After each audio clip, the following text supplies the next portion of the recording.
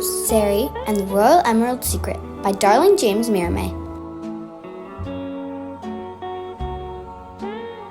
Chapter 4. Discovering the Emerald's Power.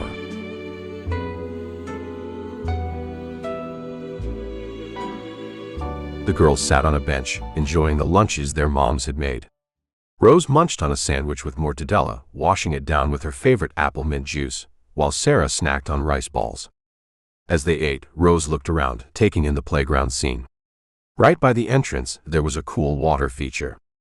Jets of water shot up from the ground, creating intricate spatial patterns that cascaded over a bas-relief of a compass rose set into the surface. The material was pleasantly soft, ensuring safety in case of any falls. Wrapped around the fountain was a statue of a sitting camel, where the twins liked to hang out. Nearby there were the usual playground suspects: slides, obstacle courses with tubes and ropes, and Rose's personal favorite, the monkey bars. Further out, there were tennis courts, a basketball court, and even a separate area for hoops.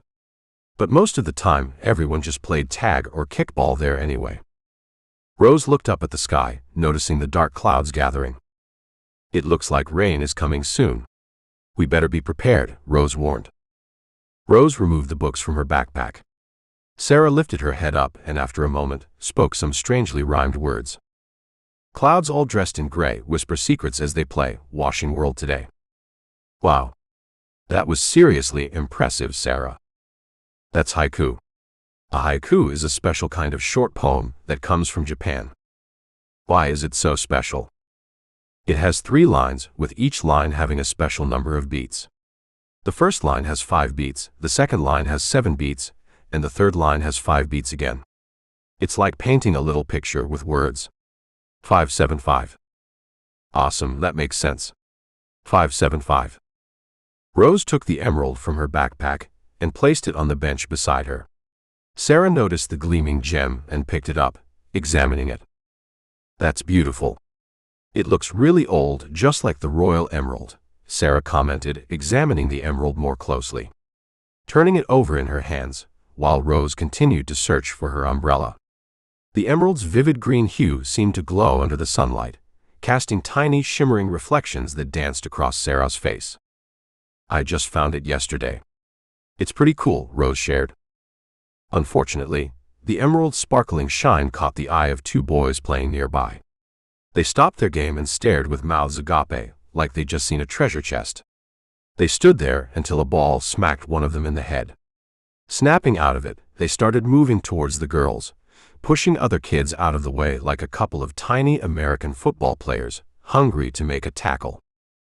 "Hey, what's that shiny thing you got there?" one of the boys asked. "Yeah, give it to us," the other boy demanded. "No way, it's mine," Rose replied. "We just want to see." "What's the big deal?" the first boy grinned. "Give it to us or you'll be sorry," the second boy threatened. The naughty boys tried to snatch the emerald, and one of them grabbed Sarah's arm, forcing her to release it. Rose tried to pull Sarah away, but the naughty boys were too strong. "Ow, let me go," Sarah cried out. A green wave emitted from the emerald, pushing the naughty boys away. Suddenly, the sound of wheels on pavement cut through the tension as Conor, an American boy with Latin heritage, approached on his skateboard. "Hey, leave them alone." One of the boys turned to face him, sneering. "It's not of your business, Conor." Conor quickly hopped off his skateboard, kicking it aside. He stepped forward, attempting to push the boys away from their targets. However, they were ready for him, and he was shoved back forcefully. Just as Conor steadied himself, ready to try again, a sharp whistle pierced the air, freezing everyone in place. "Hey, stop that right now. Break it up. You two, what are your names? This courtyard is off limits to high schoolers during this time. I need you both to leave immediately," Mrs. Cherry said firmly. The naughty boys left, showing some threatening gestures. "Thanks for trying to help us," Rose expressed her gratitude to Conor. The emerald was still glowing slightly. "Wow, what is going on?" Sarah asked, looking at the gemstone. "Yeah, it's been doing some weird things," Rose replied with a hint of concern. "I'm Conor, by the way. Can I take a closer look at this gemstone?" Conor inquired, his curiosity piqued. As Conor examined the emerald, it began to glow brighter. "Que bonito. Did you see that?" Conor exclaimed. "It's amazing," Rose replied. "It must be special. Maybe it has some kind of power," Sarah suggested. "Let's make a wish and see what happens." "I wish," Rose proposed. Suddenly, the dark clouds moved across the sky, and the sun came out. "It worked. The sun is back," Sarah exclaimed. "This is crazy," Conor stated with astonishment. "Wishes float and sway, girls' dreams chase the clouds away, sunshine comes to play," Rose recited. "That's a good haiku." Sarah grinned. "There was more to this emerald than we know," Sarah agreed. "Conor, let's show Rose around." They all ran off to play, laughter echoing through the playground.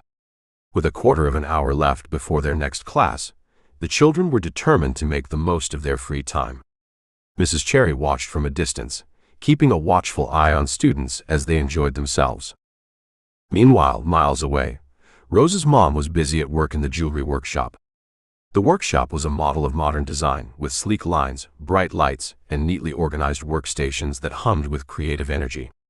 Employees were meticulously scanning diamonds, polishing gold, and crafting intricate pieces of jewelry, bringing various luxurious designs to life.